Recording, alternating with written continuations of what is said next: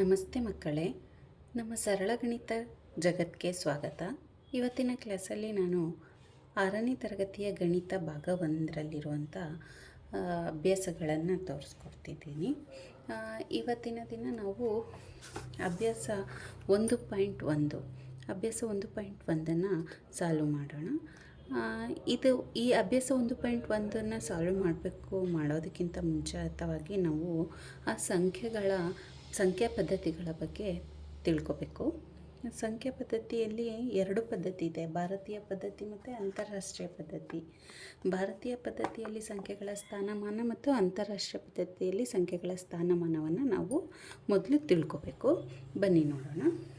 ಈಗ ಭಾರತೀಯ ಪದ್ಧತಿಯಲ್ಲಿ ಸಂಖ್ಯೆಗಳ ಸ್ಥಾನಮಾನ ಈ ರೀತಿ ಇರುತ್ತೆ ನೋಡಿ. ಬಿಡಿ 10, 100, 1000, 10,000, ಲಕ್ಷ, 10 ಲಕ್ಷ, ಕೋಟಿ, 10 ಕೋಟಿ. ಅಂತಾರಾಷ್ಟ್ರೀಯ ಪದ್ಧತಿಯಲ್ಲಿ ಯಾವ ಥರ ಇರುತ್ತೆ ಅಂತಂದರೆ ಬಿಡಿ 10, 100, 1000, 10,000 ಇಲ್ಲಿವರೆಗೂ ಅದು ಇದು ಎರಡು ಸೇಮ್ ಇರುತ್ತೆ. ಇದಾದಮೇಲೆ ನೆಕ್ಸ್ಟ್ ಇಲ್ಲೇನಾಗುತ್ತೆ 100,000, ಆಮೇಲೆ million, 10 million, 100 million, next billion, 10 billion, 100 billion, ಇದೇ ರೀತಿಯಾಗಿ ಮುಂದುವರ್ಕೊಳ್ತಾ ಹೋಗುತ್ತೆ.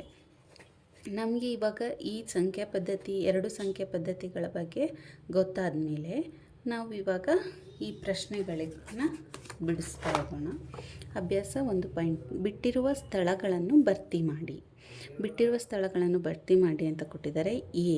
ನೋಡಿ, 1 ಲಕ್ಷ = 10,000 ಅಂತ ಕೇಳಿದ್ದಾರೆ. 1 ಲಕ್ಷ ಆಗಬೇಕು ಅಂತಂದರೆ 10,000 ಅಂಥದ್ದು ಎಷ್ಟಿರಬೇಕು ಅಂತ. ಇಲ್ಲಿ ನೋಡಿ, 1 ಲಕ್ಷ ಆಗಬೇಕು ಅಂದರೆ 10,000ದ್ದು 10ನ್ನು ಸೇರಿಸಿದಾಗ 1 ಲಕ್ಷ ಆಗುತ್ತೆ.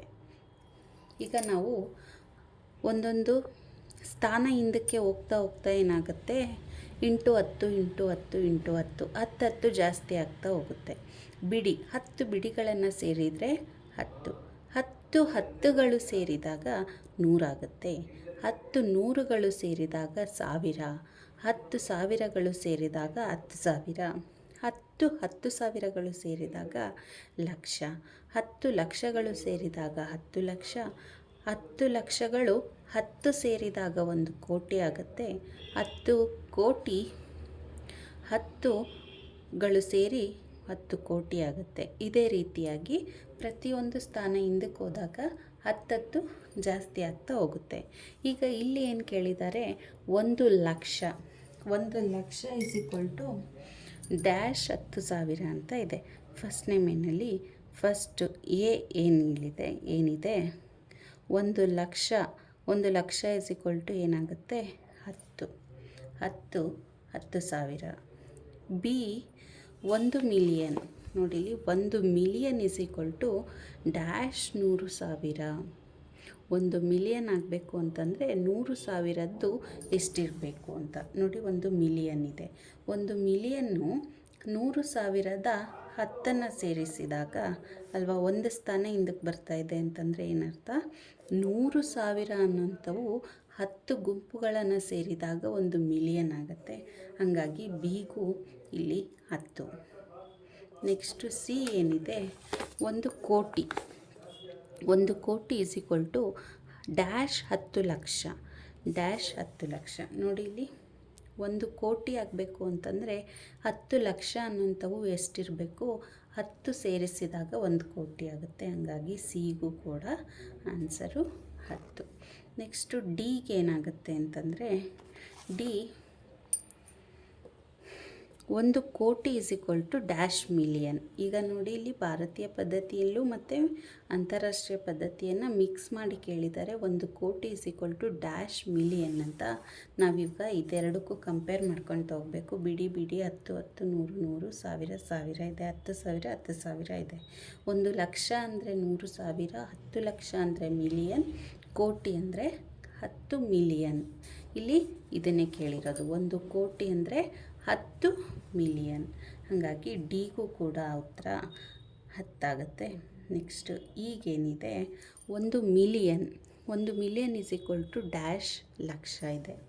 1 ಮಿಲಿಯನ್ = -ಲಕ್ಷ. ನೋಡಿ, ಇಲ್ಲಿ 10,000 ಆದಮೇಲೆ ಲಕ್ಷ ಅಂದರೆ 100,000, ಮಿಲಿಯನ್ ಅಂದರೆ 10 ಲಕ್ಷ. ನೋಡಿ ಇಲ್ಲಿ 1 ಮಿಲಿಯನ್ ಆಗಬೇಕು ಅಂತಂದರೆ 10 ಲಕ್ಷ ಇರಬೇಕು, ಹಂಗಾಗಿ ಈಗೂ ಕೂಡ 10 ಆಗುತ್ತೆ. ನೆಕ್ಸ್ಟು ಸೆಕೆಂಡ್ ಮೇನಲ್ಲಿ ಏನಿದೆ, ಸೆಕೆಂಡ್ ಮೇನಲ್ಲಿ ಏನಿದೆ ಅಂದರೆ ಸಂಖ್ಯೆಗಳನ್ನು ಬರೆದು ಸರಿಯಾಗಿ ಅಲ್ಪ ವಿರಾಮವನ್ನು ಹಾಕಿ. ಇಲ್ಲಿ ಕೊಟ್ಟಿರೋಂಥದ್ದಕ್ಕೆ ನಾವು ಸಂಖ್ಯೆಯನ್ನು ಬರಿಬೇಕು, ಅದಾದಮೇಲೆ ಅದಕ್ಕೆ ಅಲ್ಪ ವಿರಾಮವನ್ನು ಹಾಕಬೇಕು.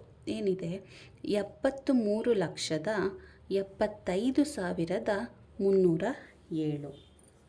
ಏನಾಗುತ್ತೆ, ನಂಬರ್ನ ಫಸ್ಟು ಬರೆಯೋದಾದರೆ 73,75,307.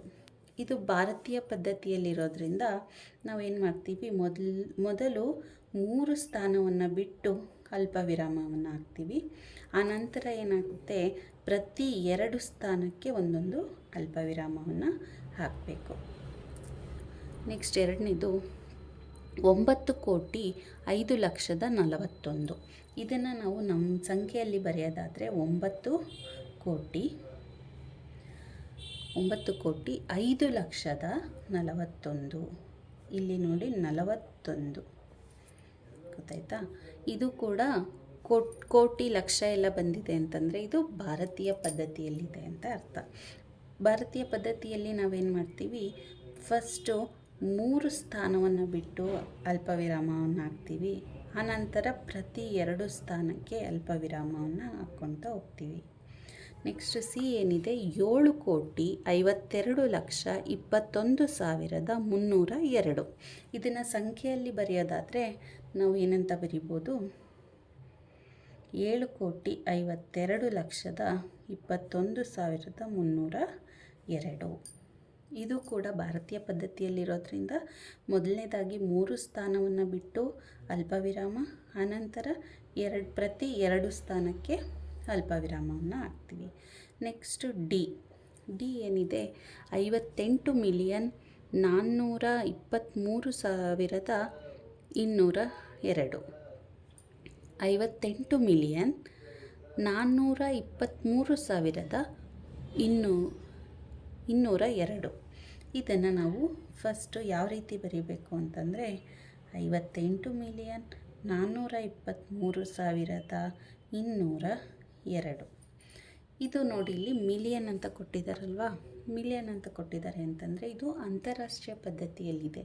ಅಂತಾರಾಷ್ಟ್ರೀಯ ಪದ್ಧತಿಯಲ್ಲಿ ನಾವೇನು ಮಾಡ್ತೀವಿ, ಪ್ರತಿ 3 ಸ್ಥಾನಕ್ಕೆ ಒಂದೊಂದು ಅಲ್ಪ ವಿರಾಮವನ್ನು ಹಾಕ್ತೀವಿ. ಈಗ ನಾವು ಮೊದಲನೇದು 3, ಅನಂತರನೂ 3 ಸಂಖ್ಯೆನ ಬಿಟ್ಟು ಅಲ್ಪ ವಿರಾಮವನ್ನು ಹಾಕಿದ್ವಿ. ನೆಕ್ಸ್ಟ್ ನೋಡೋಣ, ಏನಿದೆ, 23,30,10.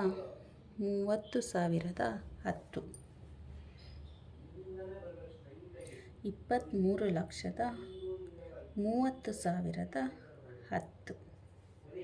ನೋಡಿ, ಇದು ಭಾರತೀಯ ಪದ್ಧತಿಯಲ್ಲಿ ಹಾಕಿರೋದ್ರಿಂದ ಮೊದಲು 3 ಸ್ಥಾನವನ್ನು ಬಿಟ್ಟು ಅಲ್ಪ ವಿರಾಮ, ಆನಂತರ 2 ಸ್ಥಾನ ಬಿಟ್ಟು ಅಲ್ಪ ವಿರಾಮ. ಇದಾಗಿದೆ ಎರಡನೇ ಮೇನ್ನ ಅಷ್ಟು ಪ್ರಶ್ನೆಗೆ ಉತ್ತರ ಆಗಿದೆ. ನೆಕ್ಸ್ಟು 3ನೇ ಮೇನ್ನ 3 ಮತ್ತು 4ನೇ ಮೇನ್ನ ನಾವು ಇನ್ನೊಂದು ವಿಡಿಯೋದಲ್ಲಿ ತೋರಿಸ್ಕೊಡ್ತಿದ್ದೀನಿ. ಇವತ್ತಿನ ಕ್ಲಾಸ್ ನಿಮ್ಗೆ ಇಷ್ಟ ಆಗಿದ್ದರೆ ದಯವಿಟ್ಟು ಈ ಕ್ಲಾಸ್ಗೆ ಒಂದು ಲೈಕ್ ಕೊಡಿ, ನಿಮ್ಮ ಫ್ರೆಂಡ್ಸಿಗೆಲ್ಲ ಶೇರ್ ಮಾಡಿ, ನನ್ನ ಚಾನಲ್ನ ಸಬ್ಸ್ಕ್ರೈಬ್ ಮಾಡಿ. ನಮಸ್ತೆ.